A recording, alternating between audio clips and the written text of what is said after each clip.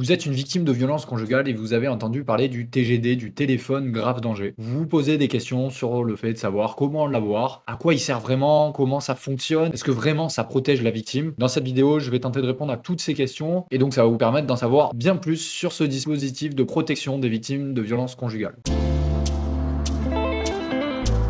Alors déjà, un téléphone grave danger, un TGD, c'est un dispositif de sécurité au bénéfice des victimes de violences conjugales. Il permet de joindre immédiatement, sur la simple pression d'un bouton, une plateforme de téléassistance qui est disponible 24/24 et 7 jours sur 7. L'objectif, c'est d'accélérer la mise en sécurité de la victime par l'intermédiaire de l'intervention potentielle des forces de l'ordre, mais aussi de rassurer la victime puisqu'elle porte ce dispositif en permanence avec elle. Alors comment elle se décide l'attribution? C'est de toute façon le parquet, c'est-à-dire le procureur de la République, qui décide ou pas de l'attribution d'un TGD. En principe, il est attribué pour 6 mois et c'est aussi important de dire que la victime doit consentir. Donc, il est possible que certaines personnes victimes de violences conjugales ne souhaitent pas avoir ce dispositif avec elles. J'ai déjà rencontré des victimes qui ne souhaitaient pas avoir ce dispositif parce que le trouvaient trop contraignant, parce qu'il faut effectivement l'avoir toujours sur soi. Ce téléphone grave danger, il accompagne une interdiction de contact avec la victime. Je m'explique, souvent en phase pré-sententielle, c'est-à-dire avant le jugement du mis en cause devant un tribunal, le juge peut décider d'un contrôle judiciaire. Un contrôle judiciaire est assorti d'interdictions et d'obligations, et notamment l'interdiction de contact avec la victime en matière de violence conjugale. Pour compléter cette interdiction de contact, le magistrat peut décider, sans en informer bien sûr l'avocat de la personne mise en cause, que la victime portera avec elle ce dispositif de protection, donc le TGD. Bien sûr, ce dispositif de sécurité, il est efficace que si la victime ne voit plus du tout le mis en cause, et notamment qu'elle n'habite pas avec elle. Sinon, ce serait pas possible, mais de toute façon, avec l'interdiction en contact, en principe, le mis en cause sait très bien qu'il ne doit plus habiter avec la victime. Si jamais les forces de l'ordre sont au courant, il sera arrêté et potentiellement placé en détention provisoire. Alors comment l'obtenir en pratique? Je vous l'ai dit, c'est le procureur qui le décide. Donc ça exclut le fait que la victime puisse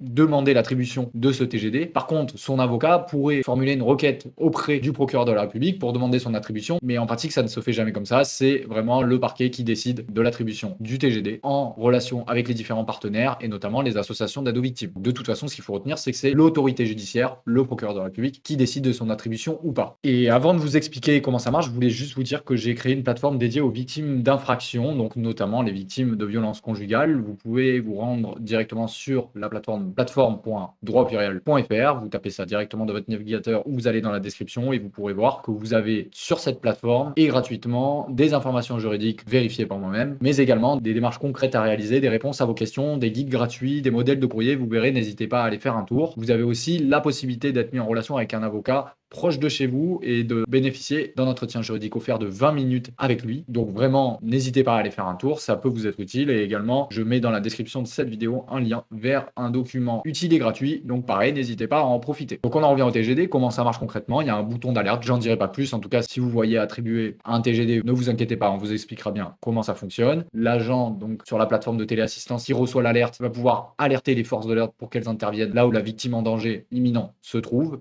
Et ensuite, cet agent va rédiger un rapport qu'il va transmettre notamment à l'association d'aide aux victimes compétente. Et celle-ci, donc le juriste, va devoir contacter la victime et établir un rapport pour informer l'autorité judiciaire, c'est-à-dire le parquet, concernant l'incident et expliquer ce qui s'est passé exactement. À la réception de ce rapport, l'autorité judiciaire peut par exemple constater que le mis en cause n'a pas respecté son interdiction de contact avec la victime, puisqu'il a essayé de la contacter ou bien même de la voir. Et à ce moment-là, l'autorité judiciaire peut mettre fin au contrôle judiciaire aux fins de placement en détention provisoire de la personne mise en cause jusqu'au procès. Dernière information que je voulais vous donner dans cette vidéo, c'est également la différence entre le TGD et le BAR. Le BAR, c'est le bracelet anti-rapprochement, qui est un autre dispositif de protection en faveur des victimes de violences conjugales. Alors que le TGD, c'est un dispositif où seule la victime doit consentir, le bracelet anti-rapprochement, c'est un dispositif qui nécessite le consentement à la fois du mis en cause ou du prévenu ou du condamné selon où on en est dans le stade de la procédure, mais aussi de la victime. Donc c'est-à-dire que le TGD, la victime seulement est informée et consent au dispositif de protection, alors que sur le bracelet anti-rapprochement, ça nécessite le consentement des deux parties. Et ce bracelet anti-rapprochement fonctionne automatiquement à partir du moment où la personne qui le porte rentre dans le champ d'alerte autour de la victime. Le dispositif se déclenche automatiquement et les forces de l'ordre peuvent géolocaliser la personne qui le porte. Donc c'est vraiment deux dispositifs différents. Je vous invite à regarder mon autre vidéo sur le sujet du bracelet anti-rapprochement pour en savoir davantage. Comme ça, vous avez les deux informations complètes. Mais ce qu'il faut retenir, c'est qu'il ne s'agit pas des mêmes dispositifs, les finalités ne sont pas les mêmes et le fonctionnement non plus. Voilà, j'en ai terminé pour cette vidéo. Je vous remercie beaucoup de l'avoir regardé. N'hésitez pas à la liker si jamais ça vous a aidé. Aussi, ça permet à l'algorithme de recommander cette vidéo à d'autres personnes personnes qui pourraient en avoir besoin. Également, je vous invite à commenter cette vidéo pour me poser vos questions, j'y répondrai avec plaisir. Et en plus de ça, ça peut me donner des idées pour une nouvelle vidéo. Je vous rappelle qu'en description, vous avez le lien vers ma plateforme. Vous avez des ressources utiles et gratuites sur cette plateforme. Donc n'hésitez pas à vous y rendre, à y faire un tour. C'est complètement gratuit. Je vous remercie beaucoup de m'avoir regardé.